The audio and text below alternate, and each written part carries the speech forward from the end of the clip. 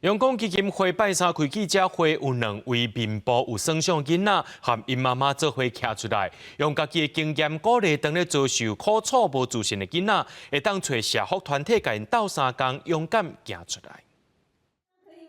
看到妈妈哭出来，随甲妈妈揽一个这个大心的囡仔是11岁转转，第4岁时因为处理发生意外，造成规身躯有30%的小烫伤，嘛因为安尼，互伊伫病院出来了后，拢唔敢甲人有接触。他有一度的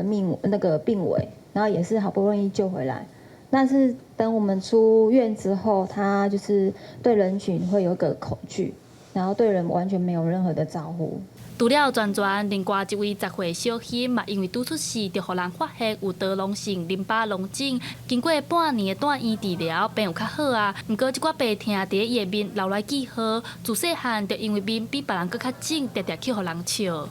读幼儿园的时候，其实很辛苦，就是会被同学取笑，所以其实那时候我真的很不想让他上学。可是就是阳光基金会呢，它不但帮助了小朋友，它也帮助了我们大人。 虽然转转和小欣2个人拢有拄过互人笑、